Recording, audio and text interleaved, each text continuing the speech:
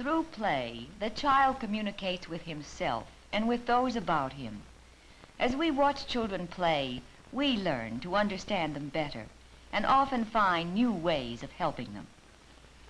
If we give children a variety of play materials, like crayons, or clay, or a tub of water, they will play out what they cannot put into words and often reveal what they themselves do not understand. It is seldom necessary to show children how to play or to tell them what to do with materials. If encouraged, each will select what is desirable and meaningful for him at the time. In the following scenes, you will see 4- and 5-year-old children spontaneously using a variety of play materials. Blocks, for example, are materials which children can use in endless combinations and for many kinds of play.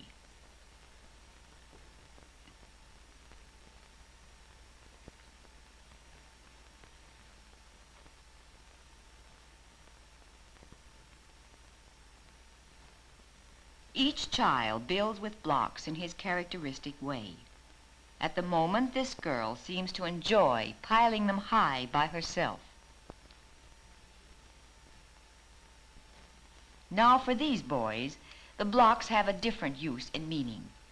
By observing how each child uses blocks, we can learn much about him. As he plays, he reveals what he knows and how he feels about the world. Painting offers the child many possibilities. How the child paints, what colors he selects, how he uses the brushes, how he puts color on the paper. These may be more revealing than what he paints.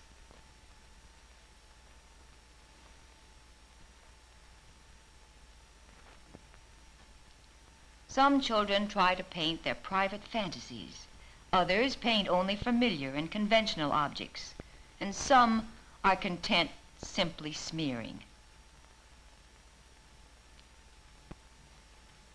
Some children, however, find crayons more suitable for their needs and capacities. How the child holds crayons and uses color and paper may be more significant than the actual drawing. Sometimes a child struggles to put his formless ideas into shapes or designs, or repeats over and over the same pattern or scene. Clay gives children something to handle that is messy, easy to roll, to pull, and to pound. They find that the clay is flexible and quickly responds to their changing moods and desires. The pleasure and release the child finds in manipulating the clay is often more important than what he makes.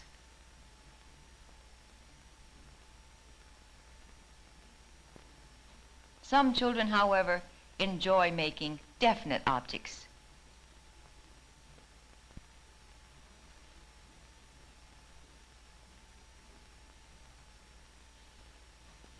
Children love to play with water and never seem to tire of it.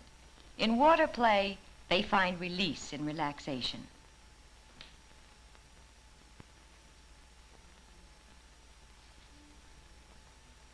Some children have a definite purpose, as this girl who is getting so much satisfaction from cleaning her doll.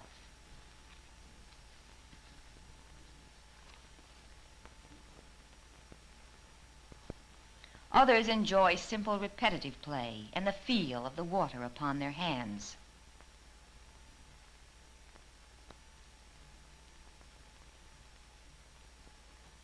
This boy seems to be wholly engrossed and relaxed, as again and again he squeezes water from the sponge.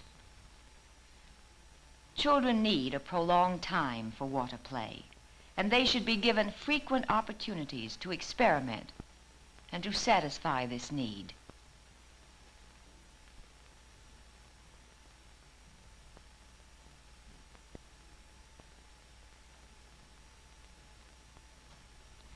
Pounding a nail into a piece of wood allows children to release pent-up energies and to express aggressive impulses. Children also enjoy making things by themselves, finding real satisfaction in achievement, however simple and crude it may be.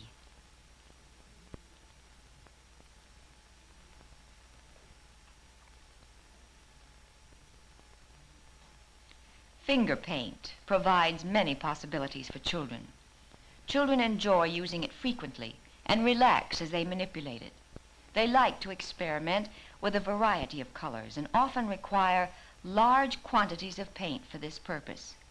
Each child approaches finger paint in his own individual way.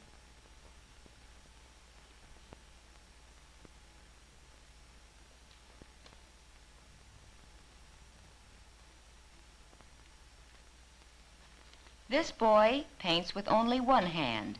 He is not relaxed in using it, but he obviously likes to handle it. The way each child uses finger paints, timidly or freely, reveals significant aspects of his personality.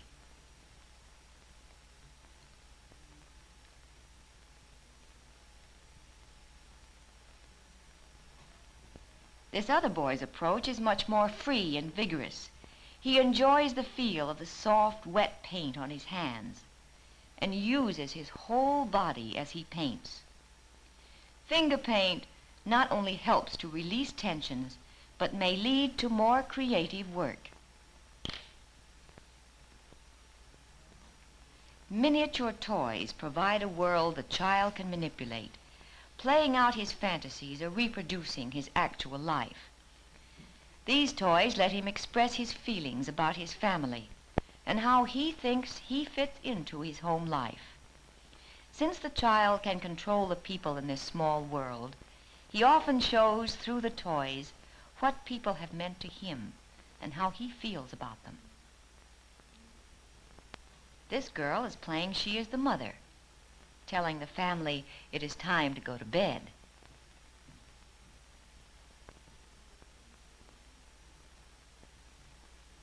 Now there seems to be a fire on the street.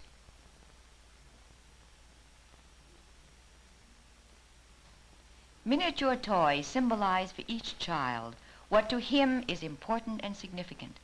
Often they help a child to play out ideas and feelings for which he has no words. In the housekeeping corner, children find one of the most absorbing forms of group play. Here, boys and girls recreate the pattern of family living in their use of the housekeeping equipment, scaled to their size. In this play, the child expresses his or her understanding of the masculine or feminine roles, the relationships of husbands and wives, of fathers and mothers, of parents and children, and how the child feels toward all these. Boys as well as girls derive much satisfaction from this kind of play.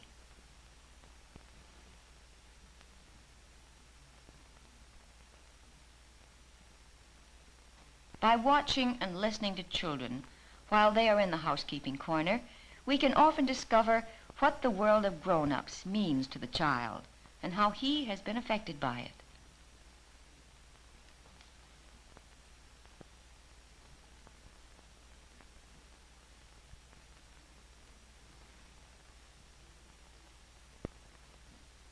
What children reveal through their dramatic play with housekeeping materials helps us to see how eager children are to share the grown-ups' world without losing their right to act as children.